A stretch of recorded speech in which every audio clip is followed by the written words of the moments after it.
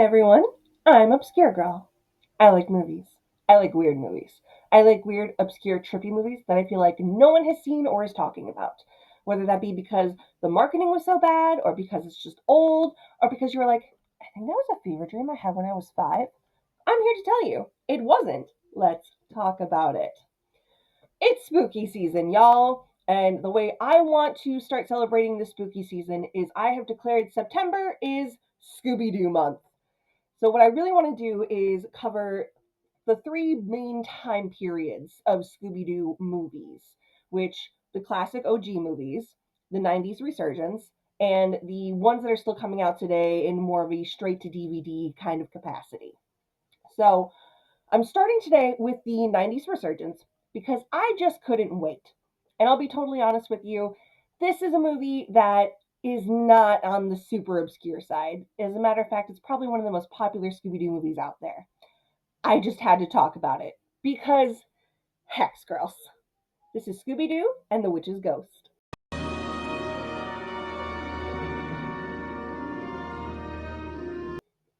Now, as always, when I deep dive, this is going to be a full spoilers ahead review. However, it's a Scooby Doo movie from 1999, so if you haven't seen it already, I'm not going to feel that bad spoiling things, honestly.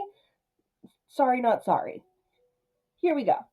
So we start out the movie, of course, with an old guy closing up a museum. He's the curator, professor, whatever. And as he's going through the museum at night, he's seeing some exhibits that are fairly familiar to us.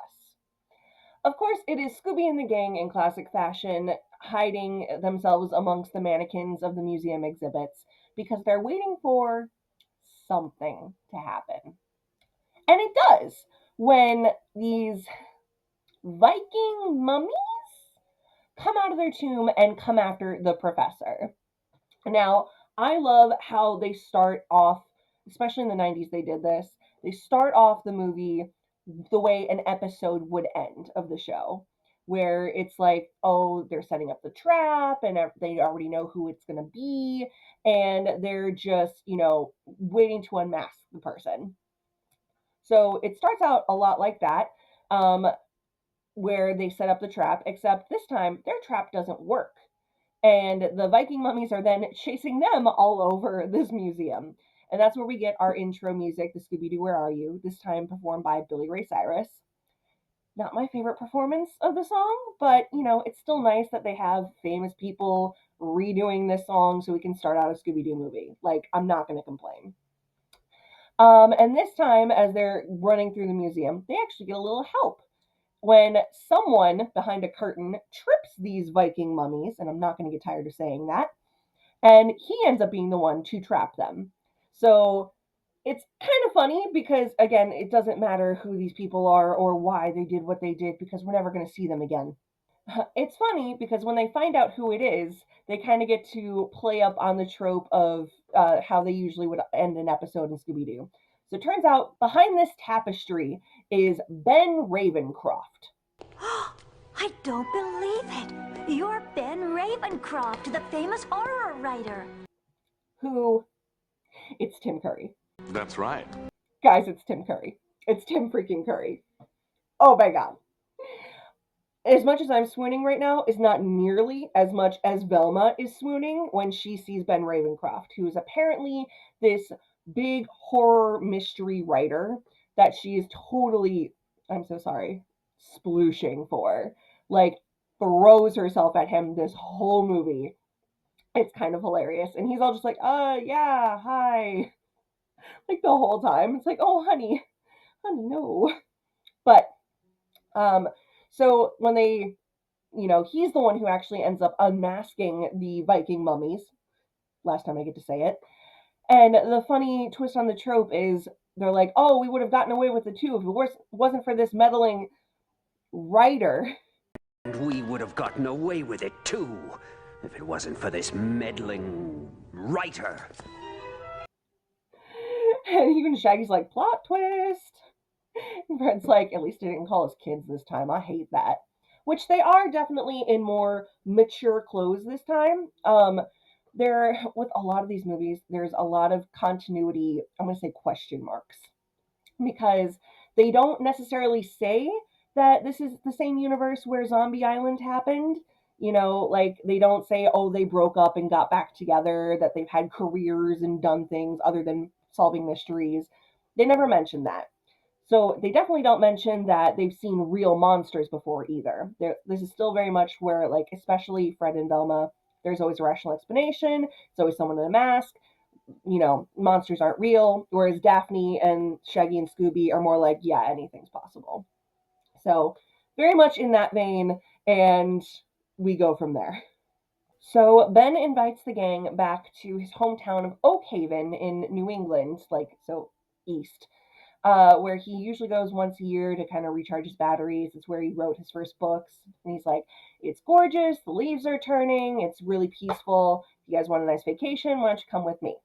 And, Velma's immediately like, yes, we're going with you. And everyone else is like, yeah, okay, cool. We could use a vacation from spooky stuff, which is always an indication that guess what? You're going to find spooky stuff. Like that it happens every time. You should be used to it by now. You are not teenagers anymore.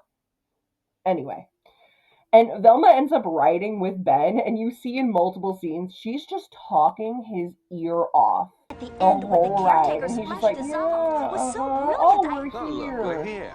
Like, so funny. And the rest of the gang is just following them in the mystery machine. But it is so funny seeing that. But they get to Oakhaven, and it is swamped. I mean, flooded with tourists, bumper to bumper traffic. It's ridiculous.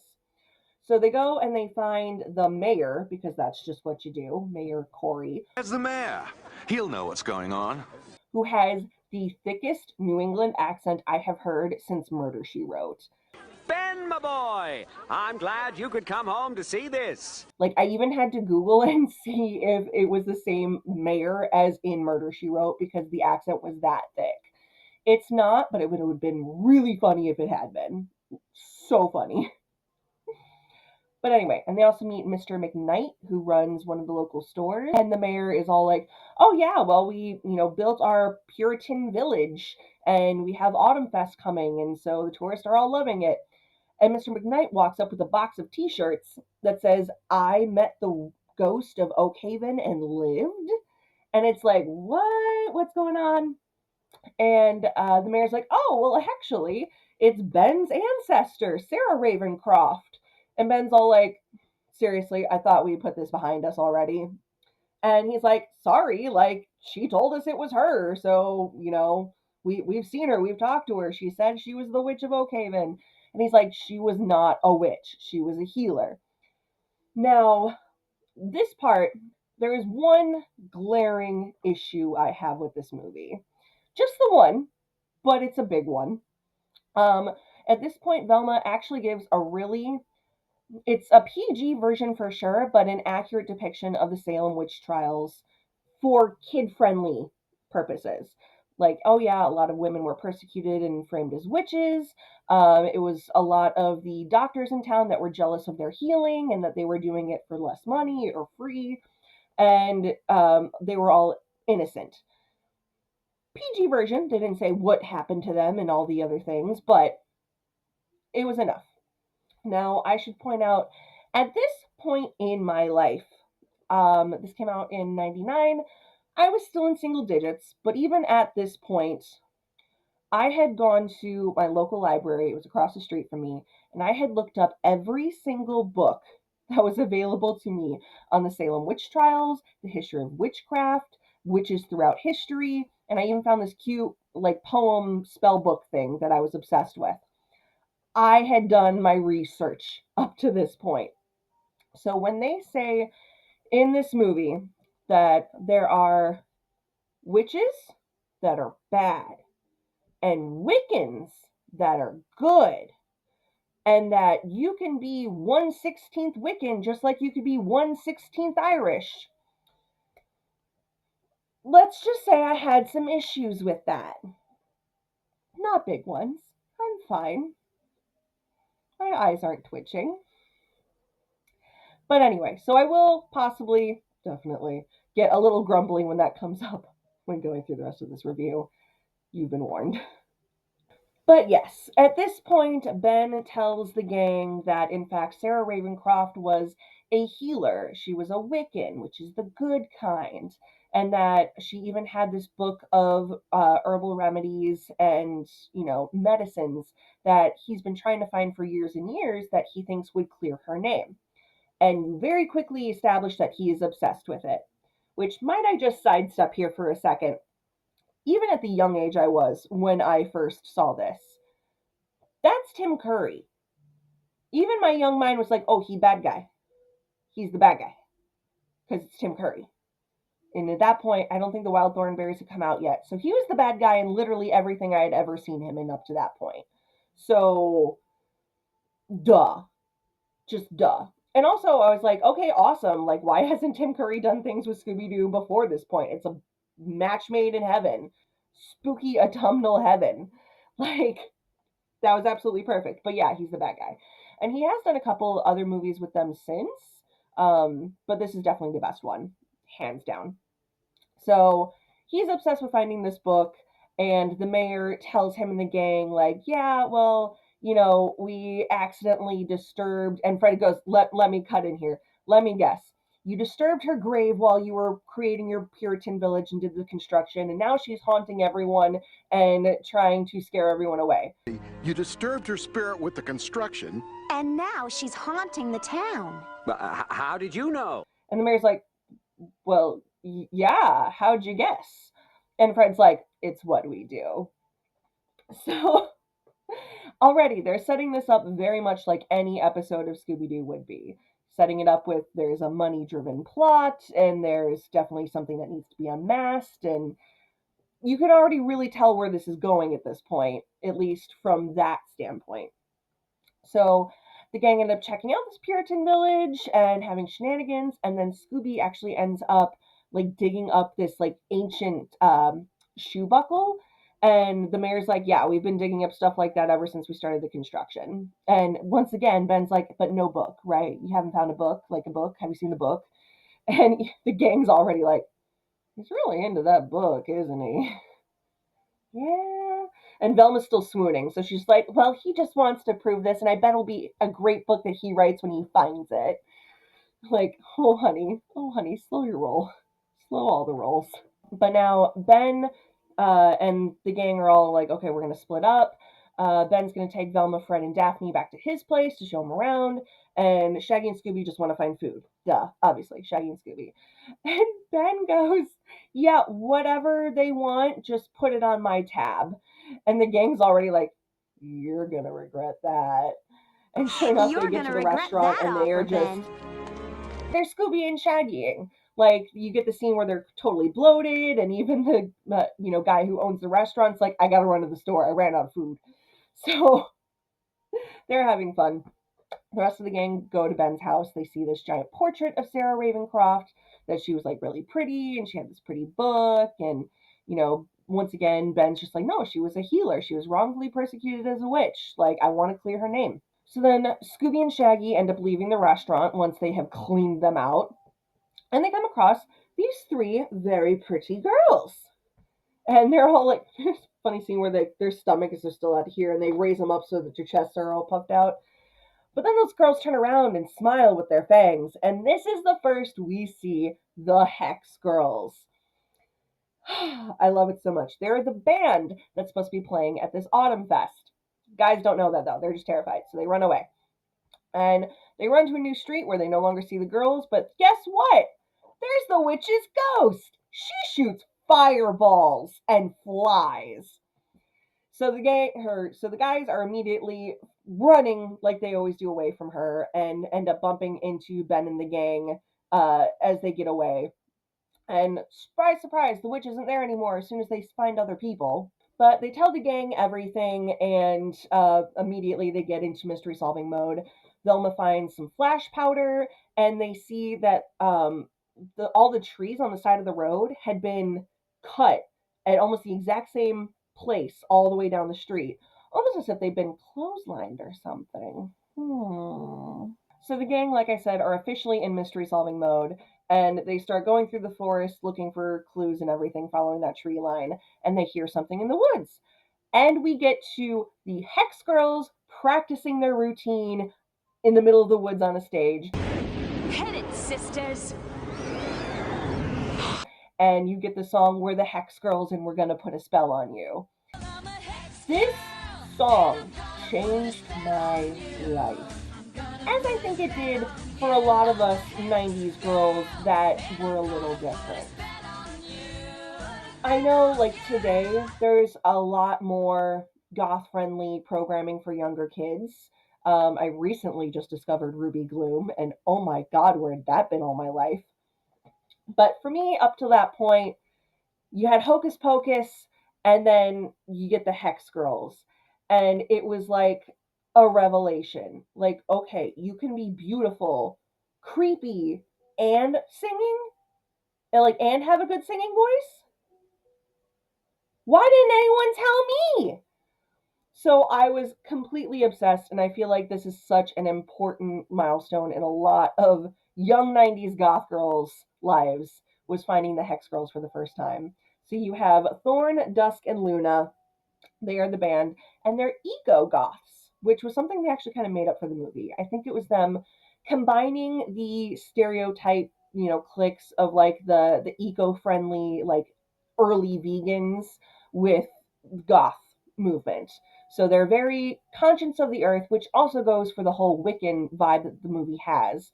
That they are very in tune with nature and trying to save the earth, but also they are goth as heck and they are super creepy and amazing, and they rock out, man. These songs to this day are still a bop. I'm sorry. I'm not sorry. They're fantastic. So, Hex Girls, yay. And Fred's even like, they're the Hex Girls. Daphne's like, how do you know? He's like, they were on the flyer. So the gang end up meeting the girls and think they're cool and everything. The girls think that Ben is super awesome. They're like, yeah, you get it, man, because he's a horror writer, I guess. And Fred's like, yeah, they seem really cool, but I'm still kind of suspicious of them. Daphne, you and me should keep an eye on them. And Velma, for the first time in my young life, calls Fred out on this and goes, how come whenever we split up, it's always you and Daphne? And Fred's all like, and Velma's like, whatever. Yeah, you guys check on them. We're gonna follow these mysterious tire tracks.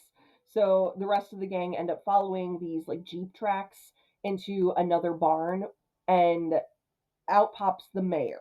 So then they split up, and Velma's like, okay, me and Ben will check out this barn. Shaggy, you and Scooby follow the mayor. And at this point, even my husband was like, did Velma just pull a Fred and split up with the guy she's crushing on? And I was like, she totally did after she just called Fred out on it. Love this for her. But Ben and Velma end up getting into the barn and they find what they call a cherry picker. I'm sorry, I'm not in on construction lingo. It's a truck with a raisy thingy. That is the preferred nomenclature, I believe. They called it a cherry picker. I don't know. I thought they used it for phone poles. And then Shaggy and Scooby are following the mayor all over town. This man gets around. Cut to Daphne and Fred, and Daphne goes, you know, Fred, you always do end up pairing us up. What's up with that? Oh, Freddie, why do you always pair us up? Well, I've thought about that for the longest time, and there's never been a good time to tell you. Maybe it's time that I... And at this point, I stop breathing because, like, oh my god, is he gonna say it? Is he gonna say it? Are we gonna finally get this? Is this gonna be like a Kermit and Piggy, we finally get it thing? Which we still haven't gotten it there, so why would we get it here? And Fred's like, I've been meaning to tell you this for a long time, but it's never been the right time. I guess maybe I should. And Daphne goes, oh, wait, the girls are doing something.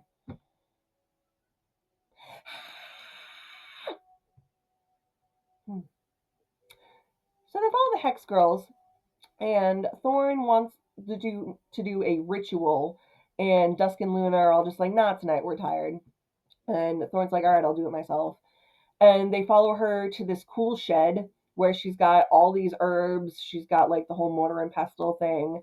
Like she is set up, and she ends up like grinding all these herbs together, and then ends up like there's this steam, and it looks really cool.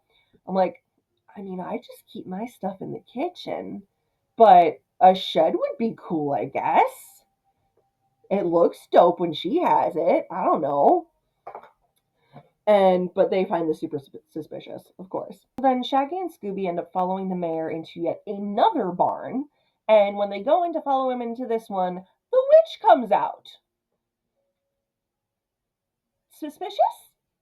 Maybe. So the witch is now chasing them once again, except this time you see the mayor like around a corner kind of watching it happen. So the witch isn't the mayor, but huh? So they're being chased and everything, and they end up running into Velma and Ben. And there is a hilarious scene where they play on the I can't find my I can't see glasses, a I can't thing see without without my my glasses glasses. trope that Velma Me has, either. where her and Ben both lose their Oh, sorry. glasses. And they're both like, I can't see without my glasses. And they end up putting on each other's. And it's like a Sorry. hilarious, super cute scene, I'm not going to lie. But once again, the witch is missing once the gang is all around. And the mayor now confronts all of them, like, why are you following me? And Velma's like, you know what? Maybe we should just leave and everything. We should get out of town. But we'll do it tomorrow. I need one more clue and then I'll wrap up this mystery and then we'll head out. And the mayor's like, oh, goody. So sure enough, this is where Velma knows what's up. They're setting the trap, they're setting the plan and everything. And they have the Hex Girls meet them in the middle of the woods with Ben. And all of a sudden, the witch shows up because, of course, the witch wants to chase them out of town because they're on to her, right? Right. And this time, of course, the gang's trap actually works. And the witch is unmasked as Mr. McKnight, who turns out to be Thorne's dad. And he actually even calls her Sally. And they're like, Sally? I'm like, excuse me, sir, that is Thorne. But I digress. And the Hex Girls had no idea this was happening. But of course, it's not just Mr. McKnight. It's also the guy who owns the restaurant. It's also all of the shop owners in town. And of course, the mayor. Because this is a tourist thing. This has always been, will always be, it's a tourist draw. They were all in on it. That's the end of it. So the mayor ends up apologizing to Ben, like, sorry, we used your ancestor. It's just, we accidentally dug up her grave when we were doing this, and it kind of just sparked the inspiration. And once again, Ben's like, did you find a book? Did you find the book? What about a book? They're like, no book, just her grave marker. We found it by the old tree stump. Turns out the tree that Ben thought was, the one from this portrait wasn't the right one. It was an old tree stump that had been cut down hundreds of years ago. So, ironically, right where Scooby found the shoe buckle, which isn't a shoe buckle, it's for the front of the book. So they have Scooby go back, dig it up, and you get the most ominous looking demonic spell book I have seen since the Necronomicon. Huge skull, like demonic looking skull on front of it. And they're like, that doesn't look like a book of remedies. Because, of course, Tim Curry's the bad guy, y'all. Oh my god, I'm so shocked. We solved the whole mystery with 27 minutes left in the movie. There's no way there's a second mystery to solve. And at this point, Ben goes, she was in fact A witch. because of course we get all the Tim Curry dramaticisms now. Which would make me a warlock. I guess that makes me a warlock. Like, I love how he says it. It's so, like, I've seen footage of Tim Curry recording voice acting stuff. It's always a delight. I would pay good money to see him just having a ball with the last 20 minutes of this movie. Oh my god. So he then says, yeah, no, Sarah was definitely a witch, and she was imprisoned by the good witches or the Wiccans of this town in her own spell book where she has been trapped for hundreds of years now. And I'm going to use this book to give myself power to unleash Sarah, and we will take over the world together. And when I say we get a cornucopia, because fall, of the most evil Tim Curry laughs you have ever experienced. I'm not exaggerating. It's freaking beautiful. Like, we thank you, oh higher power, for the glory that is all of these Tim Curry laughs we are about to experience in the next 20 minutes. Just off the rail. And you know what? Insert Tim Curry laugh montage here.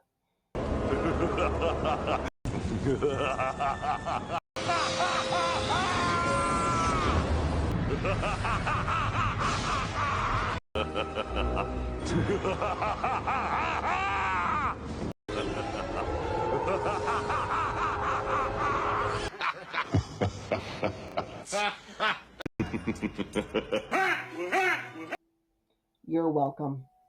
So Ben even reveals at this point that he was the one behind that whole museum mystery at the beginning of the movie, because he even paid those Viking mummies, hey, I got to say it again, to be haunting that place so that he could have an excuse to meet the gang, because if anyone was going to help him find this book, it was going to be them. So, whole mystery, it was all on him. The town had no idea about this part of the whole situation, and they cleared the Hex Girls of anything. In fact, they're like, "Oh, what was that potion? Oh, it was peppermint and cloves. It was for them to soothe their vocal cords before performing." And oh, what about your fangs? Luna's dad is a dentist. He fitted all of them for the show and everything. And in fact, they're so innocent. Thorn is 1/16th Wiccan.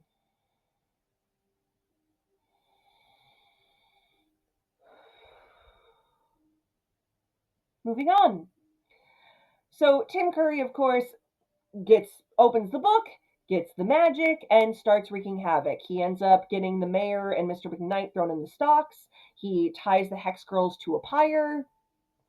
Definitely no symbolism or metaphors there in regards to, a movie about Salem witch trials. But anyway.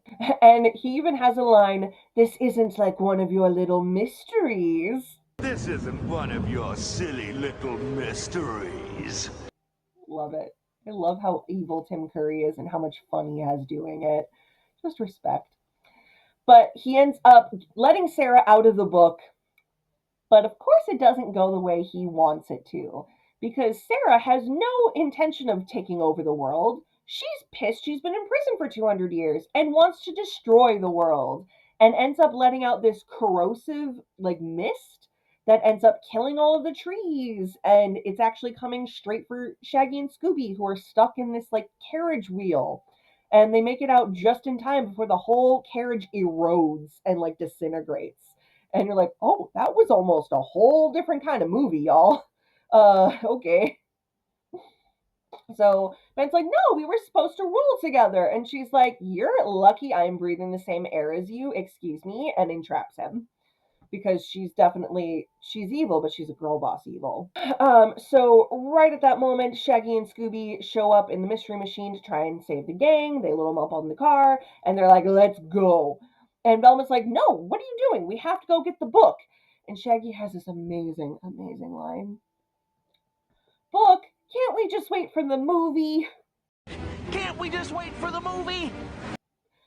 That gets a genuine chuckle out of me every time. Because Scooby-Doo still gets me. No matter how old I am, Scooby-Doo and the Muppets are two properties that will always make me laugh.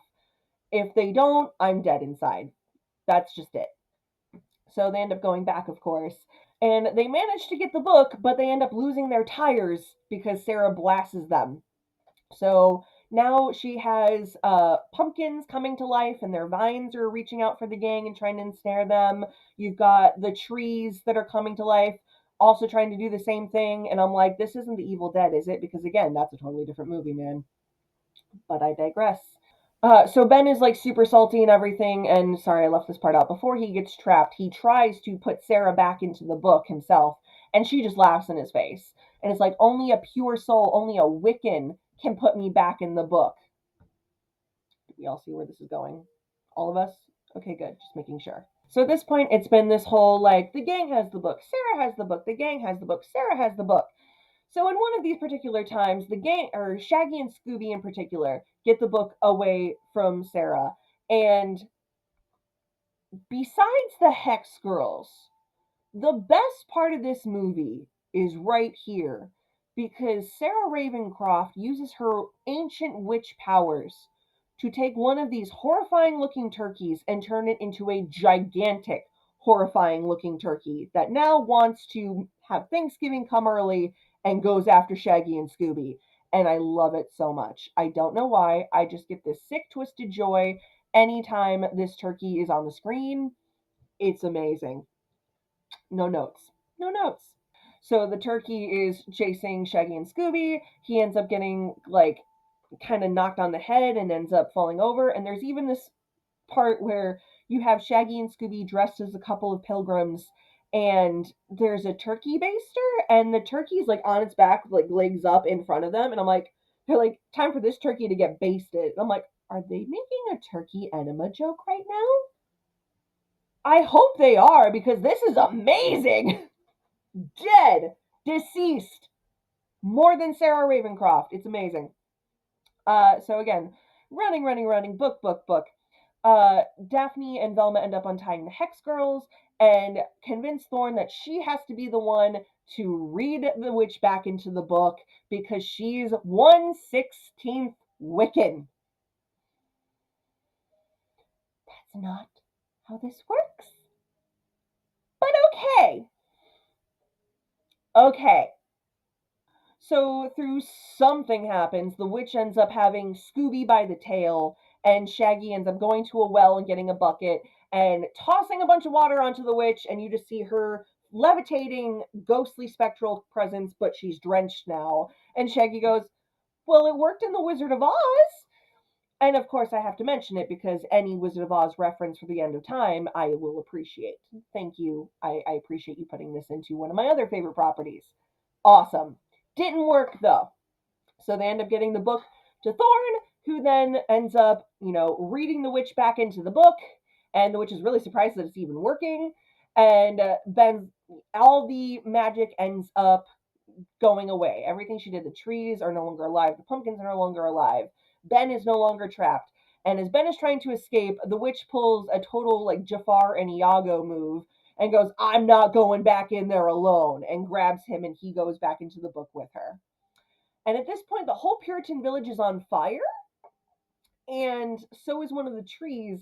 And as they are back in the book, this burning tree branch falls on the book, and the book is burned. So, no sequel for the Ravencrofts. That was kind of, if you think about it, you know? So, the world is saved, the gang is all good, and everything's as it should be. Except the mayor immediately starts whining because this Puritan village and his ghost shtick is now destroyed. So how is the town going to bring in tourists and make money? I hate it so much. Though, they're still okay because, as Shaggy points out, yeah, not all the witches' magic got reversed, and they now have the world's biggest turkey. Oh, I hate that it's for tourism, but I love that it's still there. And we end this movie with the Hex Girls singing Earth, Wind, Fire, and Air. We may look bad, but we don't care. Total banger. The gang is on stage playing instruments along with them, and that is how we end this movie. I love Scooby Doo and the Witch's Ghost. It is easily top 3 favorite Scooby Doo movies of all time. And actually, at the end of this month, I will be giving my full ranking of my top 10 favorite Scooby Doo movies of all time. But the Hex Girls, especially, meant so much to me. Having the Salem witch trials and that kind of history type thing, even with its misinformation, meant so much to me. And seeing pretty goth girls sing pretty. Yay! Thank you. Inspiration. So, that is my first kickoff into Scooby Doo month. Please put in the comments below what you thought of this movie, what's your favorite Scooby Doo movie, what you're excited to do for spooky season. Let's start a conversation. I would love to hear all of it. Please check me out on Patreon. I really want to get this channel going. I want to get some better sound equipment, the lighting I've been experimenting with, as you can see. Let me know what you think of the lighting in this episode, maybe. Give me some advice. I'm a noob, okay? And please like the video if you like this. Share it out to your friends if they might want to see it. Please subscribe to my channel. Let's help this channel grow together. I've been Obscure Girl, and the rest is confetti.